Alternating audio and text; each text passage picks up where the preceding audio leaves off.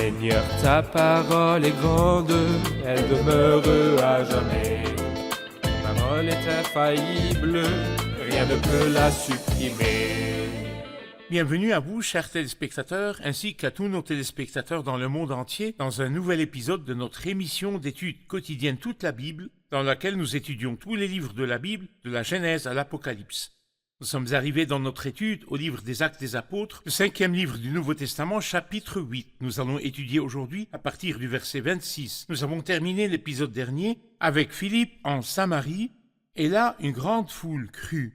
C'était le 3e accomplissement du témoignage dont le Seigneur a parlé à ses disciples pour être ses témoins à Jérusalem, dans toute la Judée, dans la Samarie et jusqu'aux extrémités de la terre. Là, en Samarie, une grande foule crut, mais les mauvaises herbes sont entrées au milieu du blé quand Simon crut et fut baptisé, et nous avons découvert que sa foi était fausse. Aujourd'hui, nous allons voir le cercle le plus large du témoignage, qui est le témoignage jusqu'aux extrémités de la terre, représenté par la prédication et le salut de l'homme qui vient d'Afrique, à savoir l'eunuque éthiopien. Permettez-moi d'abord d'accueillir notre invité au studio, le frère Youssef Riyad. Bienvenue, frère Youssef. Merci beaucoup, honoré frère de vous avoir. Que Dieu vous bénisse. Bienvenue aussi à nos invités, honoré de vous avoir. Frère Youssef, donnez-nous une idée générale du chapitre 8, la partie qui va du verset 26 jusqu'à la fin. Cette partie-là parle du salut d'un homme que moi j'appellerais un homme chercheur, un homme humble et courageux. C'est un chercheur qui veut en fait chercher la paix et qui veut aussi chercher Dieu parce que sans connaître Dieu, il n'y a pas de paix. Il a donc fait un long voyage depuis l'Éthiopie jusqu'à ce qu'il est arrivé à Jérusalem, pensant qu'il trouvera Dieu là-bas à Jérusalem. Mais malheureusement, Dieu avait quitté Jérusalem. Et le Seigneur Jésus avait dit, « Il n'y a pas si longtemps, voici que votre maison vous sera laissée déserte. » Mais cet homme, bien qu'il n'ait pas trouvé le Seigneur à Jérusalem, mais il a trouvé le Seigneur dans la Bible sainte. En retournant, il avait avec lui le livre d'Ésaïe, que certains commentateurs appellent le 5e évangile. Il avait quelque chose qui lui parlait de la grande personne qu'est le Christ, dans sa vie, dans sa mort expiatoire et dans sa résurrection. Il avait atteint le chapitre le plus important de ce livre, Ésaïe, chapitre 53. Philippe, en partant de ce texte, lui annonça la bonne nouvelle de Jésus. Ensuite, il le baptisa, et l'Esprit du Seigneur enleva Philippe, et l'eunuque ne le vit plus. Et il poursuivit sa route tout joyeux. Les versets de 26 jusqu'à la fin du chapitre. Un ange du Seigneur s'adressa à Philippe en disant « Lève-toi et va en direction du sud sur le chemin qui descend de Jérusalem à Gaza, celui qui est désert. » Il se leva et partit. Or, un eunuque éthiopien, haut fonctionnaire de Candace, la reine d'Éthiopie, et administrateur de tous ses trésors, était venu à Jérusalem pour adorer. Il repartait assis sur son char et lisait le prophète Ésaïe. L'Esprit dit à Philippe, « Avance et approche-toi de ce char. » Philippe accourut et entendit l'Éthiopien lire le prophète Ésaïe. Il lui dit, « Comprends-tu ce que tu lis ?» L'homme répondit, « Comment le pourrais-je si personne ne me l'explique ?»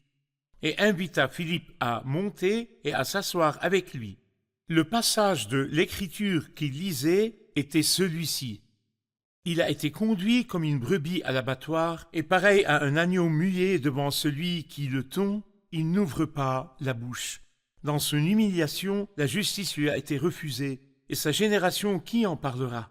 En effet, sa vie a été supprimée de la terre. L'eunuque dit à Philippe, « Je t'en prie, à propos de qui le prophète dit-il cela? Est-ce à propos de lui-même ou de quelqu'un d'autre ?» Alors Philippe prend la parole et en partant de ce texte de l'Écriture, il lui annonça la bonne nouvelle de Jésus. Comme ils continuaient leur chemin, ils arrivèrent à un point d'eau. L'eunuque dit, « Voici de l'eau. Qu'est-ce qui empêche que je sois baptisé ?» Philippe dit, « Si tu crois de tout ton cœur, cela est possible. » L'eunuque répondit, « Je crois que Jésus-Christ est le Fils de Dieu. » Il fit arrêter le char. Philippe et l'eunuque descendirent tous les deux dans l'eau, et Philippe baptisa l'eunuque. Quand ils furent sortis de l'eau, l'Esprit du Seigneur enleva Philippe, et l'eunuque ne le vit plus. Il poursuivit sa route tout joyeux. Philippe se retrouva dans Azote, puis il alla jusqu'à Césarée en évangélisant toutes les villes par lesquelles il passait. Frère Youssef, parlez-nous de l'ordre du Seigneur et des instructions du Seigneur qui a pris son serviteur Philippe du milieu des foules, du grand service public en Samarie, pour l'envoyer vers un seul individu dans le désert. Comment a-t-il obéi et que voyez-vous dans son obéissance? Eh bien, c'est vraiment très surprenant que Philippe, à qui une porte était largement ouverte pour un travail efficace en Samarie, que Dieu lui dise « Abandonne ce travail prospère et va dans le désert ». Qui trouvera-t-il dans le désert? Mais la qualité de Philippe en tant que serviteur, c'est qu'il a obéi. Et le serviteur doit toujours obéir aux ordres du maître. Il ne doit pas discuter, mais plutôt obéir. Et ici, Philippe a passé le test parce que Dieu a vu qu'il y avait un homme sincère qui cherchait la vérité. Le Seigneur a dit autrefois dans Jérémie chapitre 29, « Vous me chercherez et vous me trouverez, parce que vous me chercherez de tout votre cœur. » En effet, l'Éternel parcourt toute la terre du regard sans réserve, pour soutenir ceux dont le cœur lui est attaché sans réserve. Il a vu un homme fidèle qui cherchait, qui voulait savoir, et c'est pourquoi il a dit à Philippe, « Laisse le grand réveil en Samarie et va parler à un seul homme. » Mais nous savons très bien que plus tard, cet homme a certainement apporté l'Évangile au pays d'Éthiopie, qui jusqu'à ce jour croit au Christ. Le premier homme qui a transmis l'Évangile, qui a apporté l'Évangile au pays d'Éthiopie, fut justement ce ministre chercheur sincère et courageux. Si vous vous souvenez, il y a deux qui sont descendus à Gaza ou sur le chemin de Gaza. Autrefois, Samson est descendu, aujourd'hui, Philippe est descendu. L'un est descendu pour la bénédiction et l'autre a reçu en lui-même le salaire. Je voudrais savoir, dans le cercle du service et du ministère, quand quelqu'un sera-t-il possédé par Dieu et exercera-t-il un service respectable de la manière qui plaît à Dieu? En fait, bien qu'il ait dit de Samson, l'Esprit de l'Éternel commença à le pousser à l'action, mais malheureusement, il a cédé à ses caprices et à ses désirs, et leur a permis de le pousser en action. Lorsque Samson est descendu à Gaza, nous savons ce qui s'y est passé. Il a passé la nuit avec une prostituée. Il est triste que cela arrive à n'importe quel jeune homme, combien plus s'il était choisi par Dieu. Le Seigneur lui-même était descendu pour annoncer sa naissance à sa mère. Samson aurait dû accomplir de nombreuses choses, mais malheureusement, son soleil s'est couché alors que c'était encore le jour quand il a succombé au désir de la chair. Mais ici, Philippe, au contraire, ne se laisse pas entraîner par les désirs de la chair, mais se laisse guider par Dieu. L'Esprit du Seigneur lui a dit, et il a obéi. Et il a obéi. Oui. Frère Youssef, en étudiant le chapitre 5, nous nous sommes arrêtés sur l'une des preuves de la divinité du Saint-Esprit. Oui. Et vous avez dit qu'il y avait dans les chapitres à venir aussi d'autres preuves de la divinité du Saint-Esprit et de la personne du Saint-Esprit en tant qu'hypostase. Où voyons-nous clairement ici la divinité du Saint-Esprit ou l'hypostase du Saint-Esprit? Eh bien, par exemple, lorsqu'il dit, au verset 29, « L'Esprit dit à Philippe », si vraiment l'Esprit, comme le disent certains hérétiques, n'était qu'une puissance ou une influence, la puissance dit-elle, parle-t-elle, l'influence parle-t-elle, l'Esprit dit à Philippe. Et puis, quand nous allons un peu plus loin, au verset 39, l'Esprit du Seigneur enleva Philippe.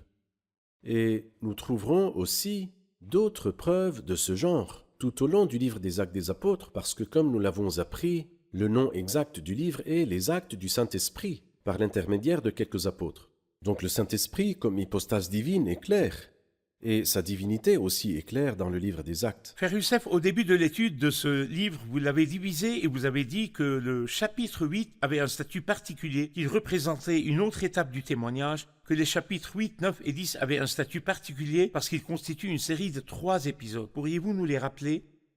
Eh bien, je vois dans les chapitres 8, 9 et 10 le salut de 3 personnalités très importantes, mais à cette différence près.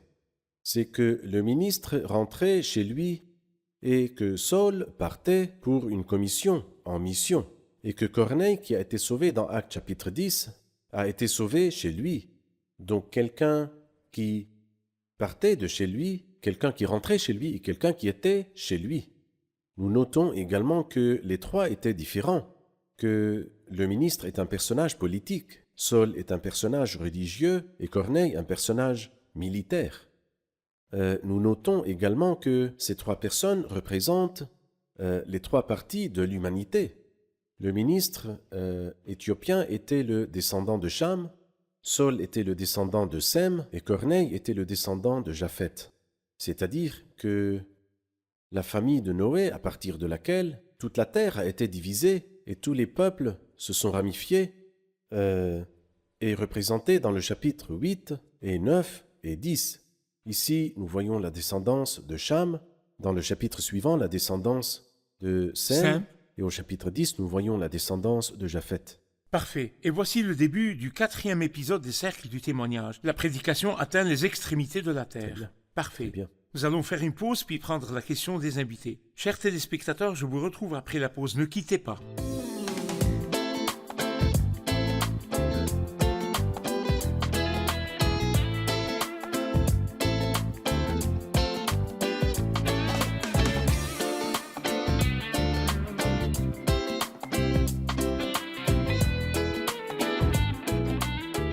Nous revoici, chers téléspectateurs, pour prendre la question des invités.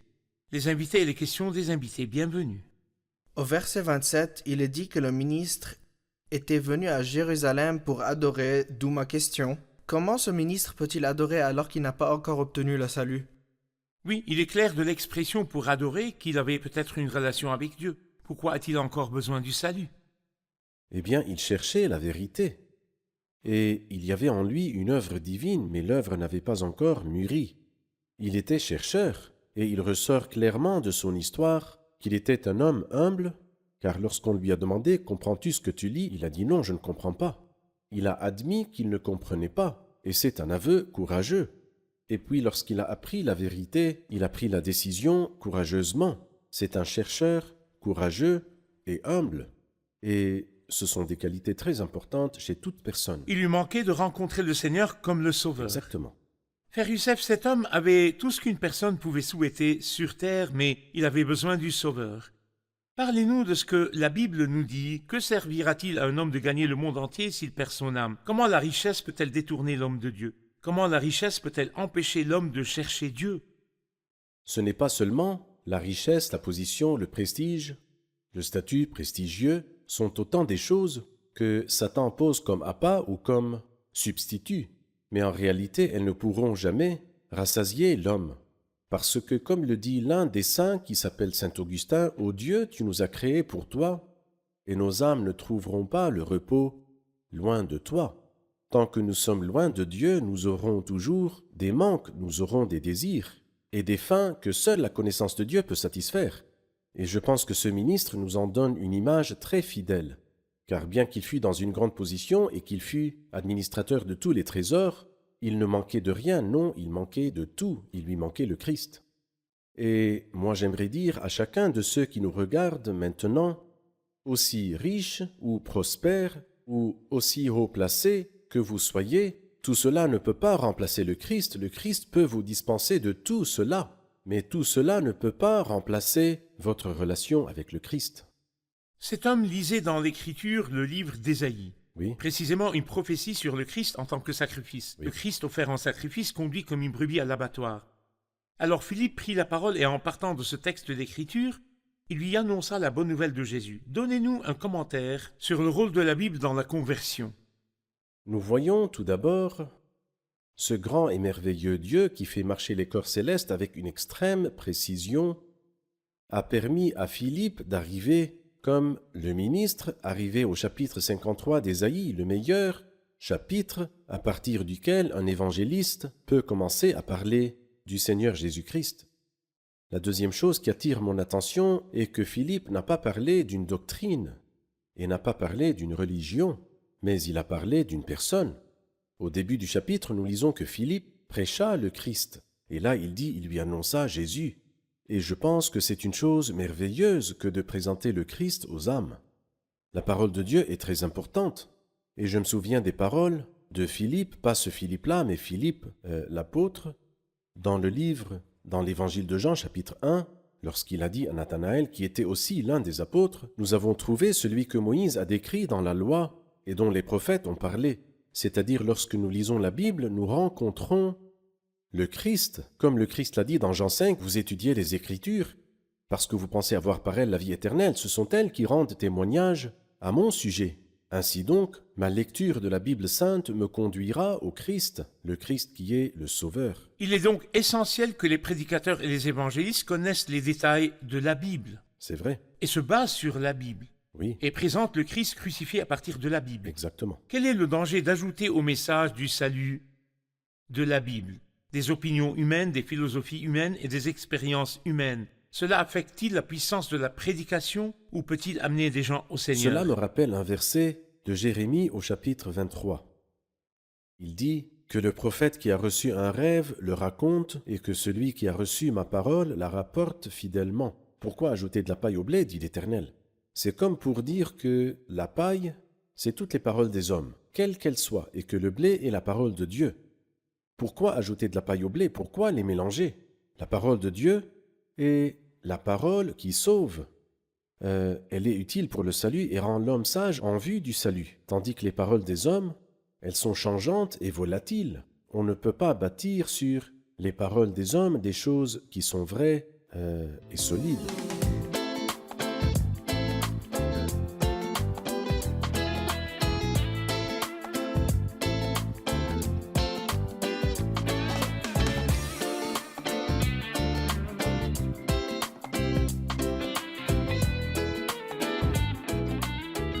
Pourriez-vous nous donner une définition claire du baptême à travers les textes bibliques? Il y a un très beau verset dans Jean chapitre 4, verset 1. Il faisait et baptisait des disciples. Donc le baptême fait de moi un disciple de Jésus, un disciple du Christ. Et comme je l'ai dit, c'est le summum de la grandeur et de l'honneur d'être un disciple du Christ. C'est pourquoi les chrétiens depuis longtemps appellent le baptême christianisation, ou le fait de devenir chrétien, christianing. Je suis devenu un disciple du Christ. Donc le baptême, c'est suivre le Christ. Je me suis engagé dans l'armée, j'ai porté l'uniforme. Je suis allé à l'école, j'ai porté l'uniforme de l'école et l'uniforme scolaire de l'école du Christ ou l'uniforme militaire des disciples du Christ. Frère Youssef, pourriez-vous commenter les paroles qui ont été dites sur le Christ dans l'esprit de la prophétie dans Ésaïe 53? Pourriez-vous vous attarder sur certaines de ces paroles où il dit, pareil à un agneau qu'on mène à l'abattoir, à une brebis muette devant ceux qui la tondent, il n'a pas ouvert la bouche. Dans son humiliation, la justice lui a été refusée, et sa génération, qui en parlera? En effet, sa vie a été supprimée de la terre. Parlez-nous de ces paroles. Eh bien, je vais d'abord m'arrêter sur la parole qui termine le verset 32. Il n'a pas ouvert la bouche. Il est dit 7 fois dans les évangiles que le Christ gardait le silence et ne répondit rien. Et pourquoi n'a-t-il pas ouvert la bouche? La réponse, je la trouve au verset 35. Alors Philippe prit la parole. Et en partant de ce texte, il lui annonça la bonne nouvelle de Jésus. Et c'est comme si le Christ n'avait pas ouvert la bouche lors du procès, afin d'être cloué à la croix à notre place, à nous, afin que Philippe ait un évangile à présenter. Alors Philippe prit la parole. Celui qui n'a pas ouvert la bouche, c'est le Christ. Et celui qui a ouvert la bouche, c'est Philippe qui parle de celui qui n'a pas ouvert la bouche. Et cela afin de nous donner une place au ciel. Nous avons dit que ce ministre-là cherchait la paix. Et les paroles que le ministre lisait juste avant l'arrivée de Philippe, la punition qui nous donne la paix est tombée sur lui. C'est par ces blessures que nous sommes guéris. Les blessures du Christ et la mort du Christ étaient pour que nous soyons guéris et que nous jouissions de la paix. Parfait. Quand il est dit, alors Philippe prit la parole et, en partant de ce texte de l'Écriture, lui annonça la bonne nouvelle de Jésus. Quel est le sujet de l'Ancien Testament, en général? L'Ancien Testament est centré sur le Seigneur Jésus-Christ. Prenons par exemple le verset qui dit dans Actes chapitre 10, au verset 43, « Tous les prophètes rendent de lui le témoignage, que toute personne qui croit en lui reçoit par son nom le pardon des péchés. Ainsi tous les prophètes prophétisent et parlent du Christ. » Par exemple, lorsqu'il dit dans le psaume 40, « Dans le rouleau du livre, il est écrit à mon sujet pour faire ta volonté. » Mon Dieu sait ce que je désire. La Bible entière est centrée sur une personne et une œuvre. Il est écrit à mon sujet de faire ta volonté.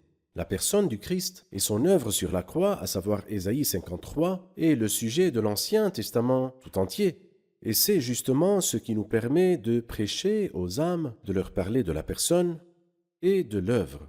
Il est donc clair qu'Ésaïe 53 parle du Christ. Oui, Il est clair que le psaume 22 parle du Christ. Il est vrai. clair que de nombreuses prophéties juives jusqu'à présent dans l'Ancien Testament parlent du Christ. Alors pourquoi, lorsqu'ils font la lecture de ce livre, à savoir les prophéties de l'Ancien Testament, à ce jour, jusqu'à maintenant, ils ne sont pas capables de découvrir le Christ dans l'Ancien Testament?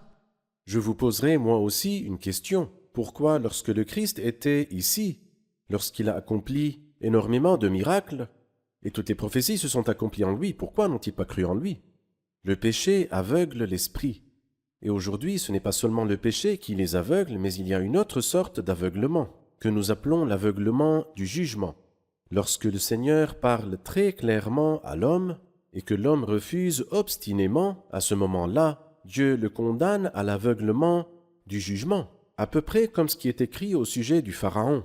L'Éternel endurcit le cœur du Pharaon. N'est-il pas injuste que Dieu endurcisse le cœur du Pharaon? Mais le Pharaon avait déjà endurci son cœur au moins 7 fois. Alors après cela, le Il l'a Seigneur livré à la dureté. l'a livré à la dureté de son cœur. Après cela, ils descendirent dans l'eau et il fut baptisé, et quand ils furent sortis de l'eau, l'Esprit du Seigneur enleva Philippe. Et l'eunuque ne le vit plus, il poursuivit sa route tout joyeux. Pourquoi l'Esprit du Seigneur ici a-t-il enlevé Philippe? Pourquoi ne l'a-t-il pas laissé avec lui pendant un certain temps, avec lui pour l'enseigner et le former? Le christianisme ne nous relie pas à un homme sur la terre, mais il nous relie à un homme qui est la tête de la nouvelle race, qui est la tête du corps, qui est le Christ dans le ciel. Le Christ est monté au ciel, et c'est comme si le Seigneur ne voulait pas que les chrétiens soient liés à quelqu'un en qui ils placent leurs espoirs. Il était possible que ce ministre s'attache à Philippe, mais le Seigneur voulait le sevrer de Philippe, si je puis le dire, afin de s'attacher au Christ qui est monté vers la gloire. Et Philippe poursuivit son travail dans le ministère et la prédication. Alors Philippe se retrouva dans Azote, et quand il partit de là, il évangélisa. Il ne retourna pas là où il était, car il n'était pas un pasteur qui s'occupe des âmes, mais un évangéliste dont le cœur va au-delà des âmes qu'il a sauvées, afin d'en gagner davantage. On dit que le mot Azote signifie prendre le butin. Et là, en effet, c'est comme si Philippe prenait le butin du puissant qui est Satan, pour libérer les âmes de la captivité de Satan et les attacher au Seigneur Jésus-Christ. J'ai une dernière question à vous poser, puisque ceci est considéré comme une œuvre individuelle. Le Seigneur a pris Philippe du milieu des foules à Samarie et l'a envoyé pour servir quelqu'un dans une œuvre individuelle. Donnez-nous des leçons tirées de cette histoire pour ceux qui prêchent et servent les âmes dans une œuvre individuelle, des leçons pour gagner des âmes. La première leçon est que la personne soit très proche du Christ afin de capter ses signaux. Si je suis loin du Christ et qu'il me fait signe, je ne suis pas avec lui, je suis occupé par d'autres choses. Lorsqu'un ange du Seigneur s'adressa à Philippe, et lorsque le Saint-Esprit a fait signe à Philippe, lorsqu'il lui a parlé, Philippe avait un très bon récepteur. Il a donc entendu la parole du Seigneur et il a accompli cette parole. La deuxième leçon est que lorsqu'il est parti, il ne s'est pas préoccupé de beaucoup de choses, mais il a visé et s'est concentré sur le Sauveur. Il lui a annoncé Jésus, et le mot Jésus, comme vous le savez, signifie le Seigneur sauve. Donc il lui a prêché le Seigneur qui sauve, le Seigneur qui dit dans Ésaïe 53, « Qui a cru à notre prédication? À qui le bras de l'Éternel a-t-il été révélé ?» Et tout le reste du chapitre nous parle du Sauveur et de la manière dont il a sauvé. C'est le point central. Et la troisième leçon est que votre programme doit être la Bible sainte. Il a commencé par ce texte de l'Écriture. Il ne s'en est pas contenté, mais en partant de ce texte, il lui annonça la bonne nouvelle de Jésus. Il y a 2 voyages qui sont partis de Jérusalem et ont fini dans la joie. Et en chemin, ils n'ont parlé que des Écritures de la Bible sainte. Le premier voyage, les 2 disciples d'Emmaüs, lorsque ils ont quitté Jérusalem et que Jésus s'approcha d'eux, il se mit à leur expliquer dans toutes les Écritures ce qui le concernait. Et voici le deuxième voyage. Et dans les 2 cas, le voyage s'est terminé dans la joie. Frère Youssef, nous avons toujours trop de choses à dire et n'importe quelle partie de la Bible, si nous nous y attardons des mois et des années, nous ne finirons pas une partie. Mais nous poursuivrons notre étude dans le prochain épisode. Je vous remercie. Dieu vous Allons bénisse. réviser l'épisode Amen. avec les invités. Nous avons une question qui dit: que représente l'histoire du salut de l'eunuque éthiopien dans l'accomplissement des cercles du témoignage du Seigneur? Elle représente le 4e épisode qui est le plus large des cercles du témoignage, à savoir la prédication dans le monde entier. Philippe a prêché à l'eunuque éthiopien et cet homme a porté le message de l'Évangile dans son pays. Voici donc l'épisode le plus large du témoignage. Parfait. Quel est le rôle de la Bible dans la prédication et l'évangélisation? Le plus important, c'est la parole vivante et efficace, plus tranchante que toute épée à deux tranchants. Pas n'importe quelle parole humaine, mais l'important, c'est la parole biblique qui touche et ouvre le cœur fermé. Quelle est la conception chrétienne du baptême? Quelle est la conception du baptême? Nous la voyons dans Jean chapitre 4, verset 1. Il a été dit du Christ qu'il faisait et baptisait des disciples. Le baptême fait de nous des adeptes ou des disciples du Christ et c'est un privilège et un honneur pour tout croyant. Nous voyons également la relation entre le baptême et la foi dans l'incident de l'eunuque éthiopien quand Philippe lui a dit « Si tu crois de tout ton cœur, tu peux être baptisé ». Le baptême est une déclaration que nous sommes des disciples du Christ et une preuve de notre foi en lui. Parfait, parfait. Combien sur 10, frère Youssef? Parfait, 10 sur 10? bien sûr. Que le Seigneur vous bénisse. Nous poursuivrons notre étude dans le prochain épisode. Seigneur Merci, vous frère bénisse. Youssef. Seigneur, ta parole est grande, elle demeure à jamais. Ta parole est infaillible, rien ne peut la supprimer.